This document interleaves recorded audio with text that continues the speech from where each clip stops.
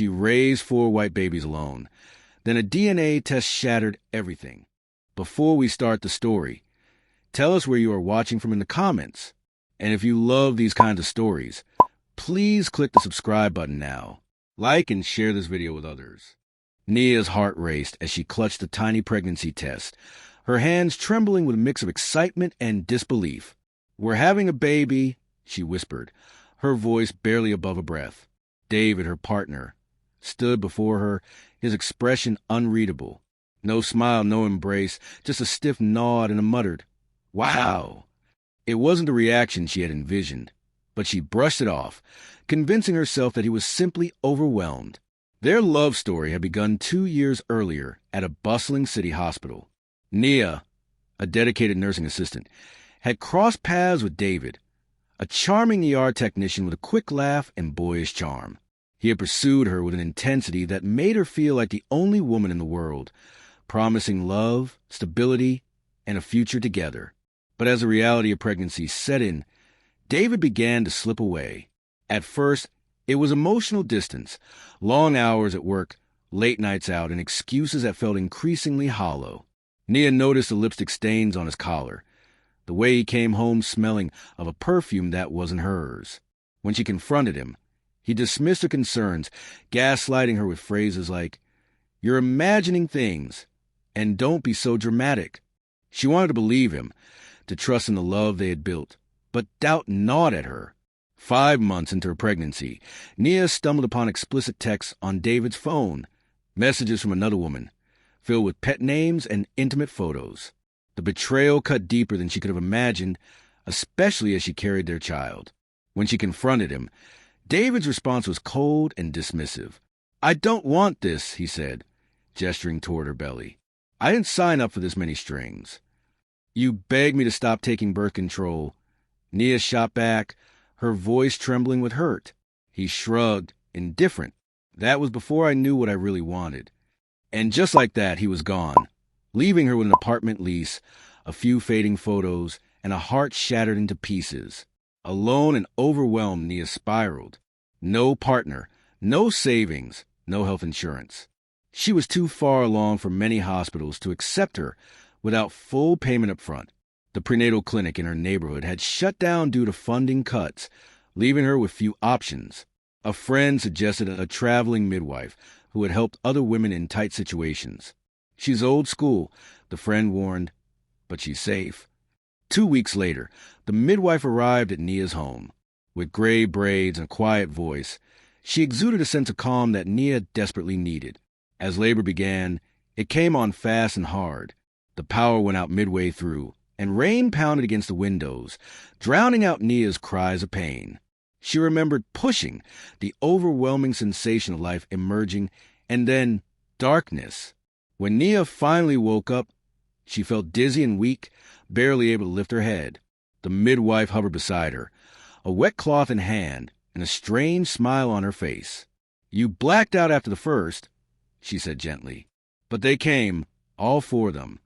Nia blinked, confusion washing over her. "4. The midwife nodded, her smile widening. "Quadruplets. It's a miracle. You were blessed." Nia's heart raced as she turned her gaze to the side, where the babies lay lined up in laundry baskets, each one swaddled in soft blankets. Pale skin, light hair, blue eyes. A chill ran down her spine. They looked nothing like her. "Genetics are strange," the midwife said quickly, sensing Nia's shock. "You said the father was white, right? Sometimes it happens. Recessive genes. Don't worry, just rest now, Nia." But as Nia stared at the tiny faces before her, a whirlwind of emotions surged within her. Joy, confusion, fear. How could she raise these children alone? And what did their appearance mean for her future? This was just the beginning of her journey, and the road ahead was uncertain. But one thing was clear. Nia was determined to fight for her babies, no matter the challenges that lay ahead. Nia wanted to ask the midwife more questions, to seek clarity in the whirlwind of emotions that had engulfed her, but her body gave into exhaustion. She closed her eyes, surrendering to fatigue that had settled deep within her. When she awoke the next morning, the midwife was gone, leaving Nia alone with 4 tiny babies: Ethan, Leo, Ava, and Hope. They were a mystery she didn't fully understand, yet her heart swelled with love for them instantly. Without hesitation, she registered their birth certificates with the help of a local volunteer center. No one asked questions, no one doubted her. But outside her little bubble, the world was less forgiving. At the park, women stared, their eyes filled with curiosity and skepticism. In waiting rooms, strangers whispered, "Are you their nanny? Did you adopt them?"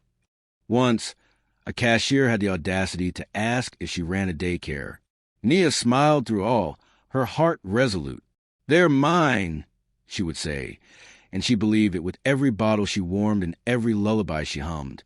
Every night, she slept on the floor beside them, their tiny bodies lined up in a row, and she felt a fierce sense of belonging. They were hers, and that was all that mattered. As the years passed, the children grew, each developing their own unique personalities. They had different hair textures, different questions, and one day, Ava turned to her with wide, innocent eyes and asked, "Why is our skin lighter, Mommy?" Nia knelt down, brushing a strand of hair from Ava's face. "Because love comes in all colors," she replied gently, but the questions kept coming, and so did the doubt. At school, a project arose that required medical history forms, blood types, family illnesses, genetics.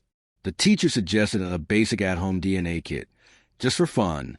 Nia hesitated, her heart racing at the thought, but the kids were excited. "We want to know if we're part Irish or Viking or something cool," they exclaimed. Unable to resist their enthusiasm, she smiled and agreed. They each spit into vials, and she mailed them off, her mind swirling with a mix of hope and apprehension. 3 weeks later, the email arrived.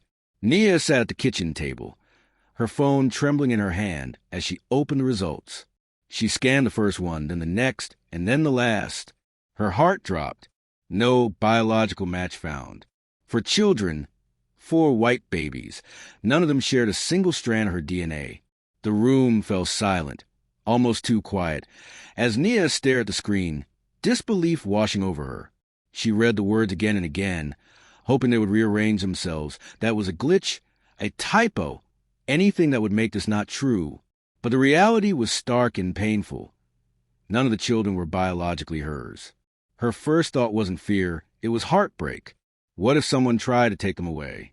Panic surged through her as she stumbled to the bedroom where the kids were curled up together on the couch, watching cartoons, just as they had done as babies. Ethan turned and smiled, his innocent face lighting up the room. "Mom, did the test come back? Are we part Viking?"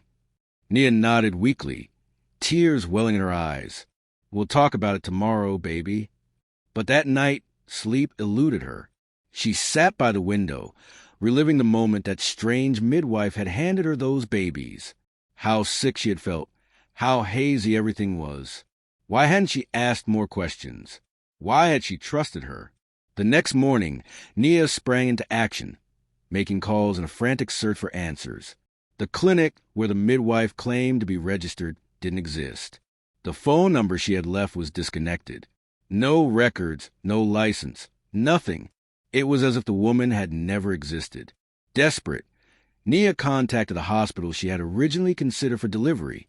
She inquired about any missing babies, any emergencies, any adoptions from that week. But they wouldn't tell her anything without a lawyer. So she found one. Rochelle Carter, sharp and relentless yet kind, took one look at the DNA results and said, "We're opening a case. Something's not right here." Within weeks, Rochelle uncovered a web of documents, hospital transfer forms that didn't match Nia's name, a missing birth record from another clinic in a nearby town, and whispers of illegal adoptions disguised as emergency deliveries. It all pointed to one horrifying possibility. The babies Nia had raised as her own might have been stolen. When the media got wind of the story, everything changed. A local reporter interviewed Nia on her front steps, capturing a poignant moment as she held all 4 children's hands while they leaned against her. Shock. Mother who raised 4 kids learns none are biologically hers, but refuses to give them up. Nia stood firm, her heart resolute.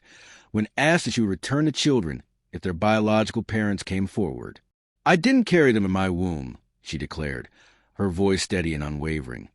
But I carried them in my arms and my heart through every sleepless night and scraped knee. I'm their mother, and that's never changing. The world listened, captivated by her fierce love and determination. 6 months later, a court hearing was held. The atmosphere was formal, yet charged with emotion. A judge, 2 lawyers, and 4 nervous children in matching sweaters clung to Nia's hands, their eyes wide with uncertainty. As she stood before the court, Nia gave her statement, honest, tearful, and proud. I didn't know where they came from, she said, her voice breaking slightly, but I know where they belong. The judge leaned forward, his expression softening.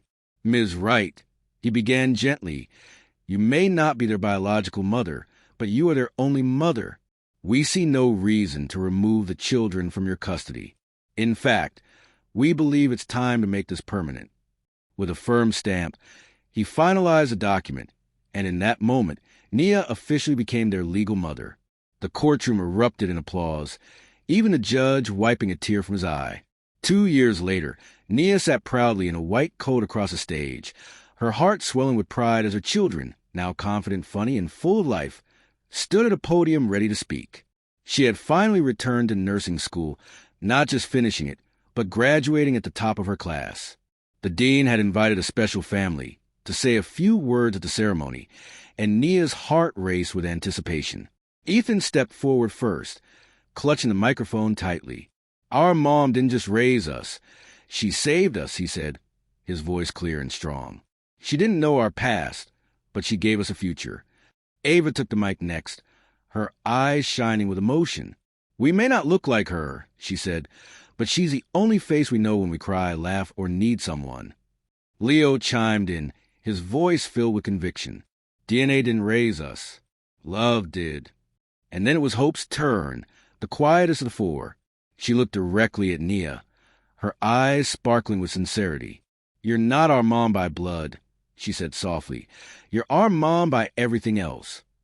The entire hall fell into a profound silence, the weight of their words hanging in the air before it erupted into applause and tears.